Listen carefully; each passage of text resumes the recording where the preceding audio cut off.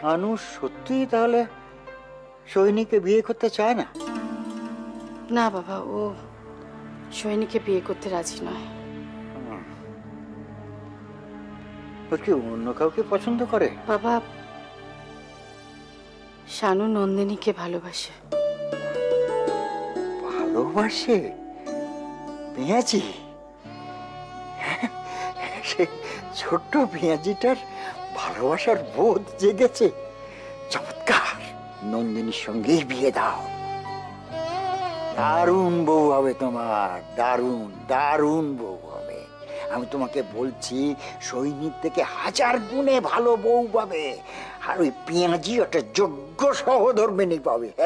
কিন্তু বাবা, মাধু, অনু ওরা একেবারে মেয়েটাকে সহ্য করতে পারে না। আর ছাড়ো তো ওদের কথা, ছাড়ো। ওদের ভাত তুমি আমার উপরে চাপিয়ে দাও, আমি ওদের দুজনকে একদম ঠান্ডা করে দেব। কিন্তু তা নয় বৌমা, আর একটা কথা হচ্ছে কি, শানু নন্দিনীকে ভালোবাসে, ঠিক আছে, কিন্তু আমাদের তো জানতে হবে বৌমা, নন্দিনী শানুকে ভালোবাসে কিনা। তার মনটাও আমাদের বুঝে নিতে হবে। বৌদি ভাই, আমি দাদু ভাইকে দেখে তাড়াতাড়ি আসছি।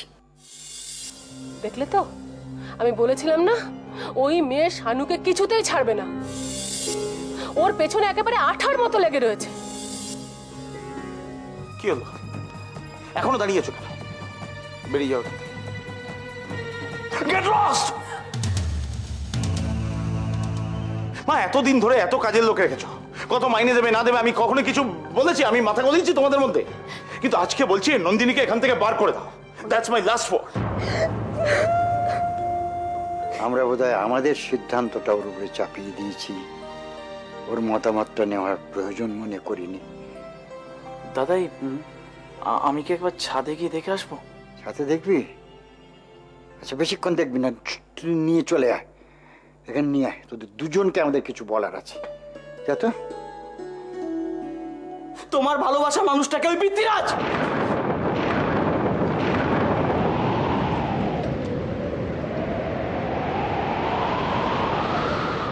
তোমার ভালোবাসা মানুষটাকে ওই পৃথ্বীরাজ।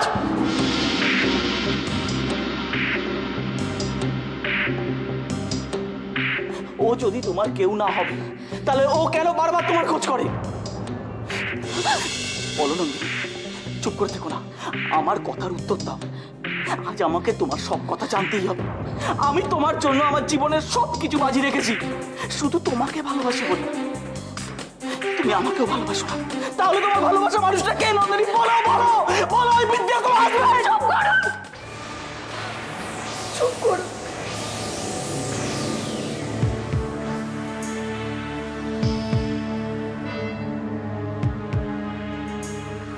চুপ করো।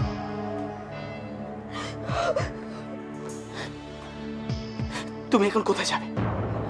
তুমি আমাকে ছেড়ে, আমাদের ছেড়ে কোথায় যাবে? ওই পৃথ্বীরাজ মুখার্জির কাছে।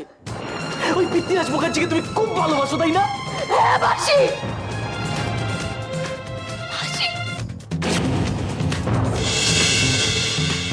ওই পৃথ্বীরাজ মুখার্জিকে তুমি খুব ভালোবাসো, তাই না?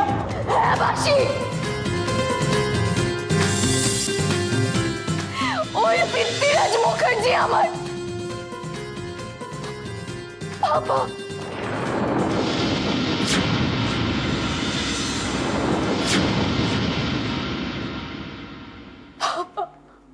আজ বলে খোলা আকাশ,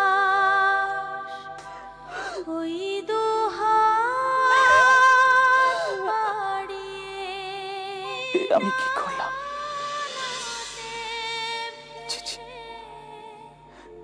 নন্দিনী,